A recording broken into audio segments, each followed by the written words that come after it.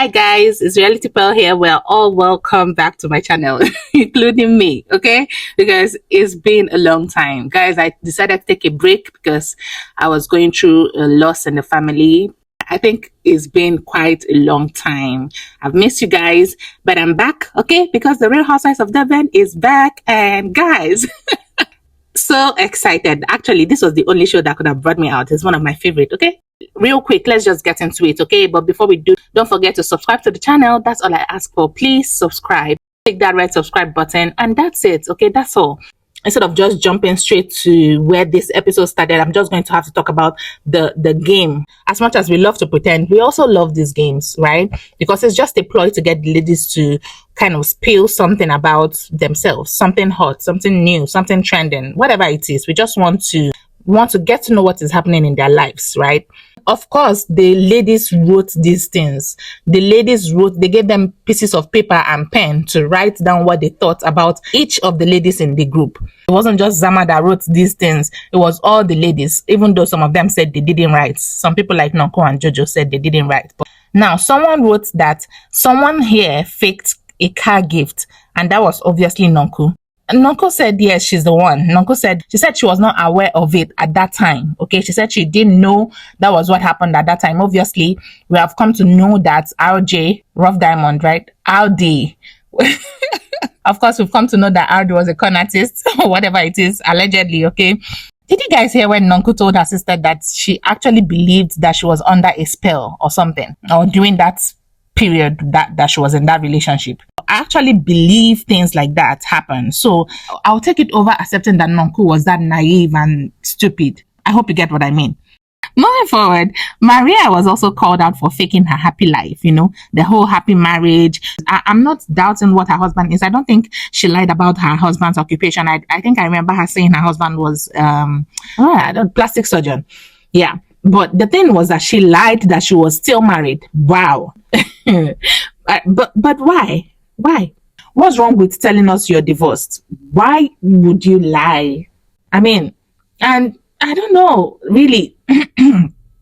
Does it even make sense? I mean, it's public records, isn't it? I questioned it. I was like, why is it that we never see Maria's husband? Anywho, who else got called out? Oh, Angel. Maria called Angel a pathological liar. Angel told the other ladies that they've been friends for 6 months and that Maria said some things to her in private about Ruan and Joe. At least by now, some people should have learned, like, you don't claim friendships. Don't claim friendships that are not real. It's not like we don't all know that none of you are real friends. Some of them do develop friendships from there. Some of them know themselves from, outside of the show. But actually, they're just a group of women, that are brought together to do a show for us. My thing is, I needed Angel to say what was really said. What did Maria really tell you? But shame, she didn't. She kept saying, oh, I'm willing to accept to be the villain in Maria's story. Oh, please. Please, who sent you? Why do you want to make yourself a villain anyway? Leave that job to us viewers. Leave it to us. At some point, she was okay with being called a liar. She said, you can call me a liar. Yes, I lied about a few things, okay? I lied about this, I lied about that. But why call me a pathological liar? I'm just a liar. I'm not pathological. Well, it's a gray area. It's a gray area, my love, okay? Well, that brings us to this one about Zama saying that Ame lied about being involved in a hijack. My unpopular opinion, okay? And this is me just putting my thoughts out first without thinking. But just listen. I like Zama. She's straight to the point. She's a straight to the point kind of person, okay? And I'll take that any day over someone who's like a pot stirrer. Zama said, listen, I didn't invite you. Ame came as sleaze +1, right? She said, so when I heard you were coming, I decided to Google you. That's my responsibility. I needed to know who my guest was going to be. When I Googled you, this is what people were saying about you on social medium.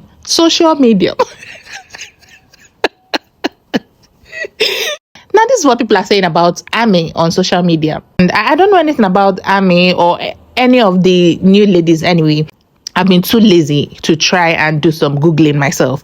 But thanks to Zama, now we know. Listen, I'm not going to speak on anything I know nothing about. All right. But basically, I think what I garnered is that Ami had the hijacking incident that happened, and where she was beaten up, by whom she didn't say, but it sounded like she knew who did it.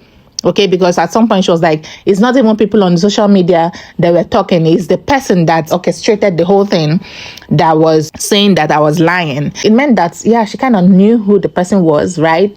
And she was like, she made a video about the incident, and that while she was even talking in the video, her child was beside her, reminding her, about some things that she must have missed out. So if it didn't happen, how will her child be reminding her of, a supposed incident, right?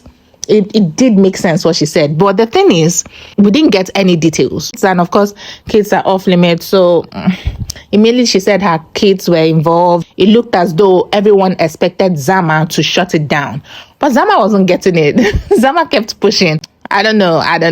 If you're coming on reality TV, all right, be ready for things to be uncovered about you.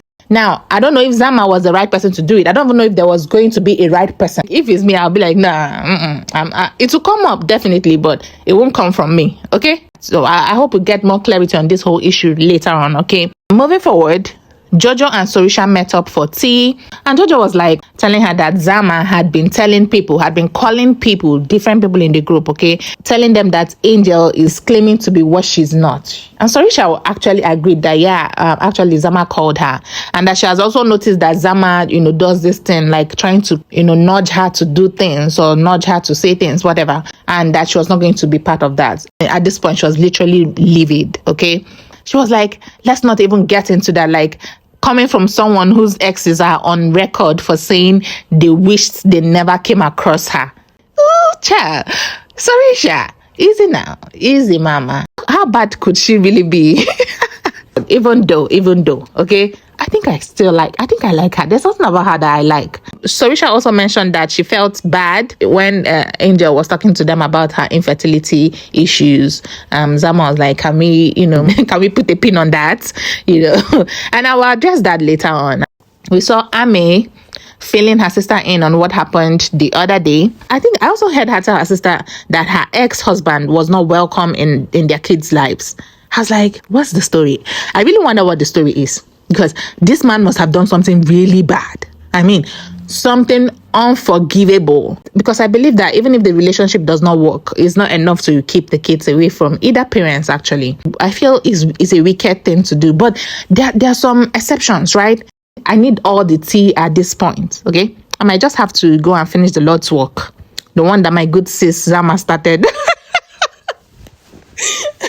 I might just have to go and Google them at this point, okay? Because I'm tired of, hearing. I want the whole story.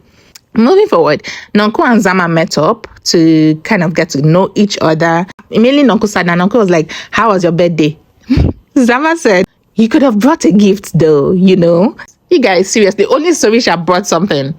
And I think Sorisha she always brings gifts. It doesn't matter if it's your birthday or your birthday.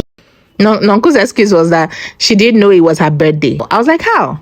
Nonko was like, I didn't know it was a birthday, and that's it, okay? If you wanted me to give you a gift, you should have asked. Anyway, Nonko asked her why she went for Ame like that. She was like, girl, that was harsh. Hear me out, okay? Hear me out. Zama said, as someone who has had her own share of break-ins and whatnot, hijacks, she knows how serious and how traumatic it is. Like people really die in such situations. So for Ame to be accused of lying about it, she needed to hear Ame's side of the story. Actually, she insinuated that Ame did in fact fake it, okay? And that's where she lost me, because I thought this was all about giving her a chance to clear it. No, my good sis said it was obvious that there was a game to play there. As something fishy is going on, and she was like, so she's going to use it. Nonko said in her confessional, that girl is heartless. She said she is really, really heartless. That's how she said it. She might be heartless at this point. Every other thing Nonko said afterwards, Zama was not buying it, okay? In fact, she said, in other words, okay, that there was no point in trying to get to know themselves. Like, since This is what Nonku decided to come up with on their first, outing. She didn't even try to find out anything about her personally. She's bringing gossip to her. She was like, to hell with you, literally. She was like, she thought Nonku was going to even, try to relate with her as like a sister in Christ. Is Nonku still a sister in Christ though? Don't mind me. I'm just joking. I'm sure Nonku did not believe her ears. I'm sure, like, at some point, Nonku was like, what are you trying to say? Are you saying you're no longer interested? Okay, let's just move forward. Jojo had a party in her house, her newly renovated house. I think it's just Nonku at that point that had been to her house. So she needed to show off her mansion, okay? It was also kind of like an intervention for Zama. I never expected that Zama would be the one to have this intervention. I thought it would be Angel. Because the way Angel came in guns blazing, yapping at everybody. The tides changed, and I think Angel is a little bit humble now. Who would have thought? Everything at this party, it kind of checked out. Except that I didn't see any food. Trust me, I'm a foodie. I'm always looking for food everywhere. I'm sure there was food, right? But then again, it's a rich people's thing to do. Anywho, let's get straight to the intervention part. And this is where I want to address what I think about the whole thing that Zama brushed off, the infertility issue, just to cut her cake. So Jojo was like, she would like Zama to say, whatever she has against Angel to her face, because Zama has been calling people and talking to people, and she won't want what happened last year to repeat itself, and blah, blah, blah, blah, blah. She brought up some of her issues with Zama. And one of them was how, they should have listened to Angel's story more, something like that. Thankfully, Slee said what I was thinking this whole time, because I felt like there was something I missed when I was watching that episode, because so much happens in real life in these shows that we don't get to see them, and also editing can be so deceptive. So I was thinking maybe there's something that happened I didn't see, and I don't know what you guys saw, okay, but you guys should just let me know what you think. It was as if Angel just blotted out something about her infertility issue. I use the word blotted out because we didn't get to hear the whole conversation, okay? There was no context as to how that infertility story came about. We didn't hear it. Obviously, there was a whole conversation that we didn't get to hear. Zama, on the other hand, was obviously not part of that conversation, because the first thing she said was, what did I miss? What are you guys talking about? Something like that.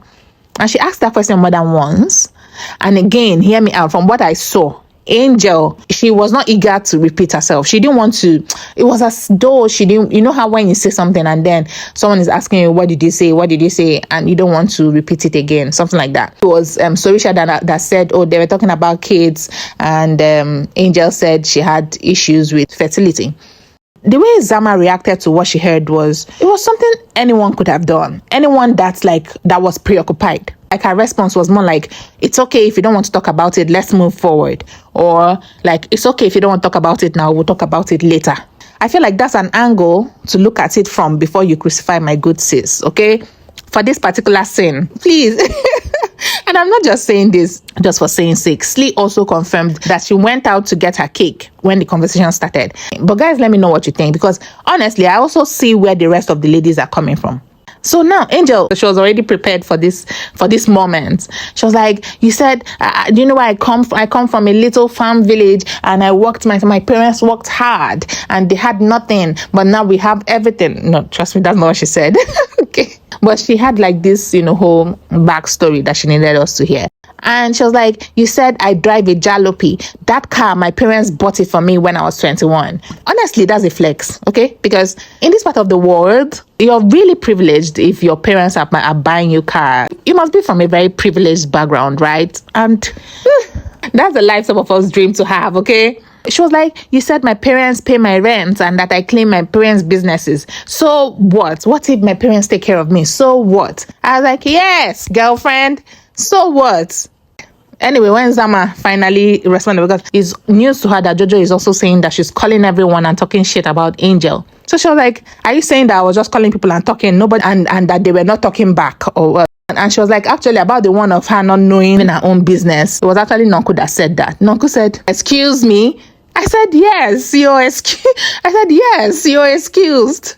Nonku said it. She said it like on 3 different occasions. And truth be told, I actually caught it. Like, you remember when Uncle was like, "Are you serious? You're in construction. What grade level?" She asked on Uncle, "What grade level are you in?" Uncle was like, "I'm in this, I'm in that." And Uncle then asked her, "What grade level are you in?" She said, "Me too, same here, except this." I was like, come on now. I'm not saying she lied, but if that's her actual job, then why was she giving very curt answers? It was very sus. It was. Angel was like, "I'm not going down without the fight," okay? She was like, "Zama, you were fired from a popular radio station because you were looking down on people. That's what happened to you. And you're here talking to that." I was like, girl, bring something better. They don't fire people for looking down on people. Like, child, bring the tea. Bring the tea, honey. Oh, I forgot. Miss Anne. Miss Anne graced us with her presence, right? I kind of missed her. And I missed her laughter especially. She looked good though. But oh my God, this intervention, it had everybody coming for Zama, okay? And it's still going to continue in the next episode because Ami had a lot to say, all right? She said, "I told your line and I also Googled you. And trust me, girl, you don't want me to say half of the things that I saw there." I'm like, I'm running to Google once I drop this review, right? I need to, I need to see what's going on there. Okay, guys, that goes my time with you. I've missed being here. I've missed chatting to myself, but pretending that you're listening, right? If you want me to review episodes 1 to 3 of Real Housewives of Durban, or you want me to review Real Housewives of Lagos season 2, trust me, I don't know if I want to do that. But if you would want me to do that, just drop a comment. Just one comment is enough to get me to do that. I will do that. Personally, I would just want to move on, just move on from here and pretend that I didn't miss a whole Real Housewives of Lagos that I was looking forward to, right? But whatever. Life happened. And please don't forget to show some love to this channel for more reviews like this. And yeah, the Mommy's Club is also showing. So I'm going to start reviewing that show as well. Please don't forget to subscribe and like this video. Thank you so much and see you guys soon. Bye.